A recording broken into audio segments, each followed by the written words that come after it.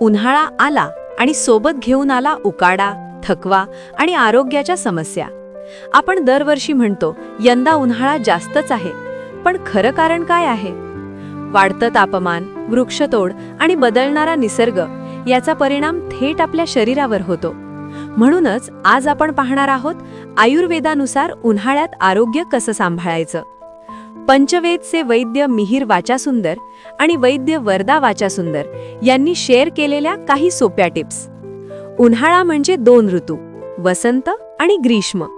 वसंत ऋतूत शरीरातील कफ वाढतो आणि ग्रीष्म ऋतूत शरीर कोरडं होतं. म्हणून आहार निवडताना खूप काळजी घेणं गरजेचं आहे. काय खावं? हलकं, ताजं आणि पचायला सोपं अन्न. भुकेपेक्षा थोडं कमी खाणं. मोसमी फळं जसं आंबा, जांभूळ, करवंद. काळ्या मनुका, आवळा, कोहळा. काय टाळावं?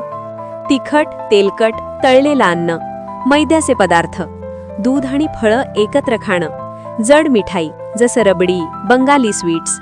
लक्षात ठेवा, उन्हाळ्यात पचनशक्ती कमी असते, त्यामुळे हलकं खाणं हेच आरोग्याचं गुपित आहे.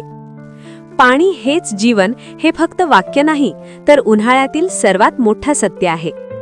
आयुर्वेदानुसार हा आदान काळ आहे, म्हणजे शरीरातील घटक कमी होण्याचा काळ. आता काय करावं?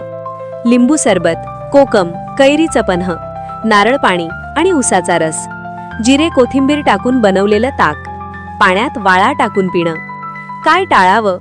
कोल्ड ड्रिंक्स, बाहेरचा बर्फ. उभ्याने किंवा घाईघाईने पाणी पिणं.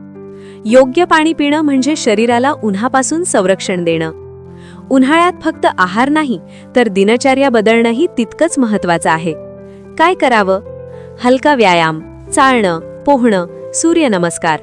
प्राणायाम जसं अनुलोम विलोम, शीतली, भ्रामरी. सुती, सैल कपडे वापरणं. उन्हात जाताना टोपी, गॉगल वापरणं.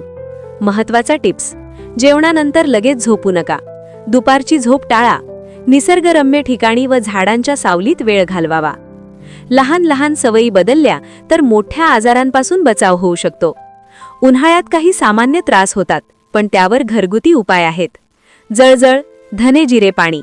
ॲसिडिटी, गुलकंद, आवळा ज्यूस. उलटी किंवा मळमळ, डाळिंब रस, मनुका. त्वचा समस्या, कडुलिंब, कोरफड. पण लक्षात ठेवा, प्रत्येक व्यक्ती वेगळी असते, त्यामुळे वैद्यांचा सल्ला घ्या. योग्य आहार, पुरेसं पाणी आणि संतुलित दिनचर्या यामुळे आपण उन्हाळ्यातही निरोगी राहू शकतो. व्हिडिओ आवडला असेल तर लाईक, शेअर आणि सबस्क्राईब नक्की करा.